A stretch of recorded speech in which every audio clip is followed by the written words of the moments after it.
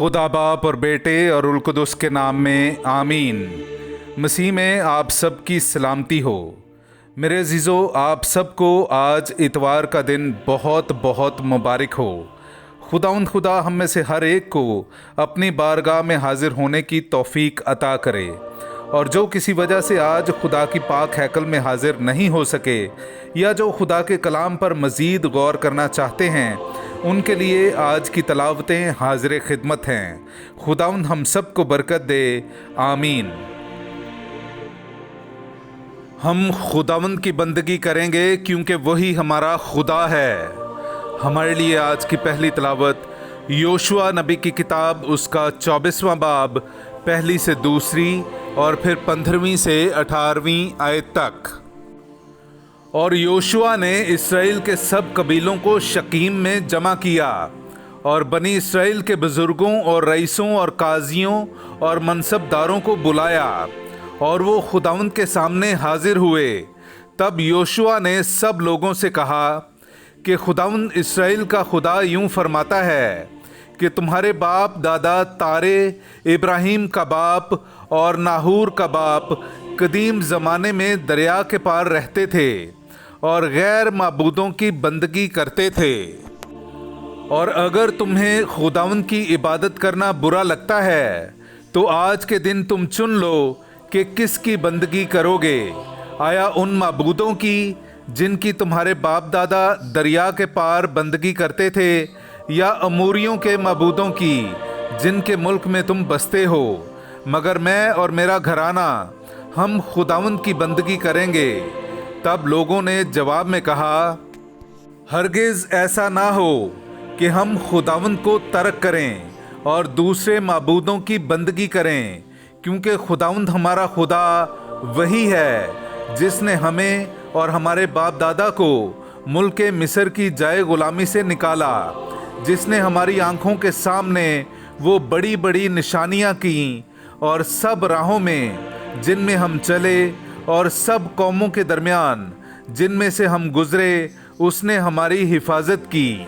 और खुदावंद ने हमारे सामने से सब कौमों को और अमूरियों को जो मुल्क में रहते थे निकाल दिया।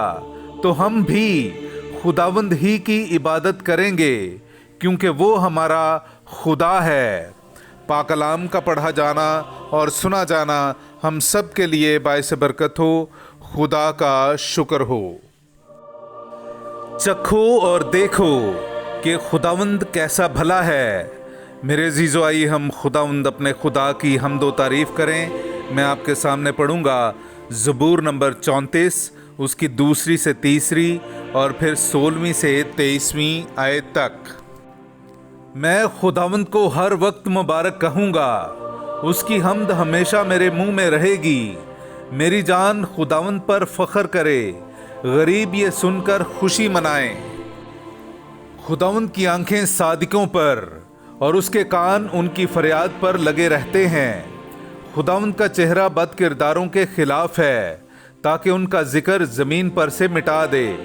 सादिक चिल्लाए तो खुदावंद ने उनकी सुन ली और उनकी सब मसाइब से उन्हें छुड़ाया। खुदावंद शिकस्ता दिलों के करीब है और खस्ता रूहों को रिहाई देता है। सादिक की मसाइब बहुत तो हैं, लेकिन उन सब से खुदावंद उसे छुड़ाता है। वो उनकी सब हड्डियों की हिफाजत करता है, एक भी उनमें से तोड़ी ना जाएगी।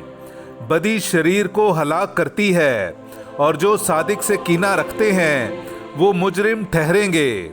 खुदावंद अपने खादिमों की जानों का फिदिया देता है, और जो कोई उस पर तवक्कुल करता है वो मुजरिम ना ठहरेगा। पाक कलाम का पढ़ा और सुना जाना हम सब के लिए बाइस बरकत हो। खुदा का शुक्र हो। ये एक बड़ा भेद है, मसीह और कलीसिया की निस्बत। हमारे लिए आज की दूसरी तलावत मुक़द्दस पौलुस रसूल का ख़त इफसियों के नाम, उसका 5वां बाब, 21वीं आयत से लेकर 32वीं आयत तक। और मसीह के खौफ से एक दूसरे के ताबे रहो। बीवियां अपने शोहरों की ऐसी ताबे रहें जैसी खुदावंद की, क्योंकि शौहर बीवी का सर है, जिस तरह मसीह कलीसिया का सर है, और वो बदन का बचाने वाला है।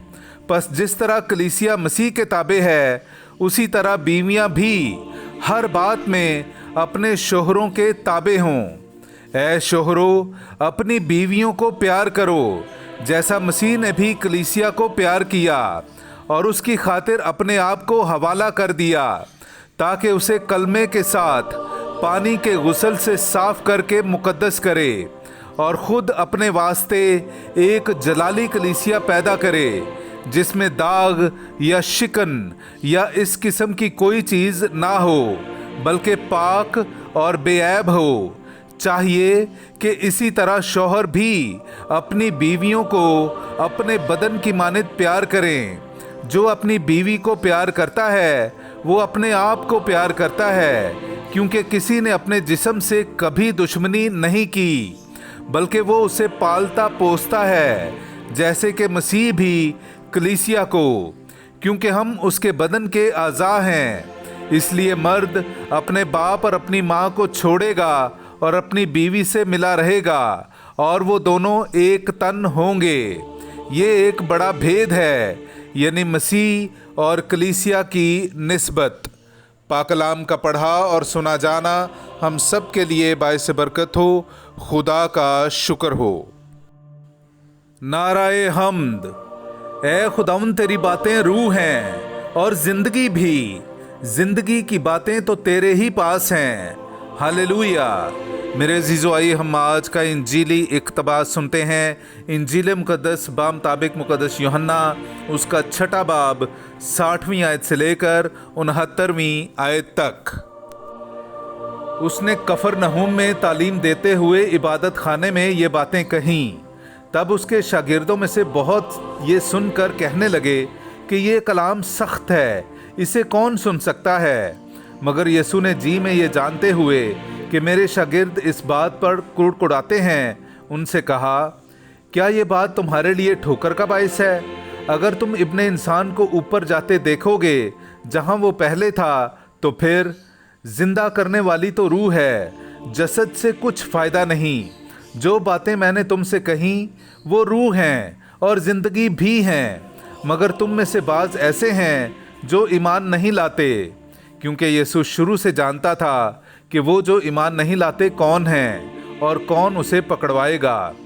फिर उसने कहा कि इसीलिए मैंने तुमसे कहा है कि कोई मेरे पास नहीं आ सकता जब तक बाप की तरफ से उसे दिया ना गया हो। इसके बाद उसके बहुत से शागिर्द फिर गए और आइंदा उसके साथ ना रहे। तब यीशु ने उन 12 से कहा कि क्या तुम भी चले जाना चाहते हो? शमौन पतरस ने उसे जवाब दिया कि ऐ खुदावंद, हम किसके पास जाएं? हमेशा की ज़िंदगी की बातें तो तेरे ही पास हैं। पाकलाम का पढ़ा और सुना जाना हम सब के लिए बाइस बरकत हो। खुदा का शुक्र हो। ऐ हमारे बाप, तू जो आसमान पर है, तेरा नाम पाक माना जाए, तेरी बादशाही आए, तेरी मर्जी जैसी आसमान पर पूरी होती है ज़मीन पर भी हो। हमारे रोज़ीना की रोटी आज हमें दे, और जिस तरह हम अपने कर्जदारों को बख्शते हैं, तू हमारे कर्ज हमें बख्श, और हमें आजमाइश में ना पड़ने दे, बल्कि हमें बुराई से बचा। आमीन। सलाम ए मरियम, पुरफज़ल, खुदावंद तेरे साथ है, तू औरतों में मुबारक है, और मुबारक है तेरे पेट का फल यीशु। ऐ मुक़द्दस मरियम, खुदा की माँ, हम गुनहगारों के वास्ते दुआ कर, अब और हमारी मौत के वक्त। आमीन। जलाल बाप और बेटे और उल कुदस का हो, जैसा कि इब्तदा में था, अब है और हमेशा होगा। मरहूम ईमानदारों की रूहें और ख़ास कर मेरे वालिदैन की रूहें खुदा की मेहरबानी से आराम में रहें। आमीन।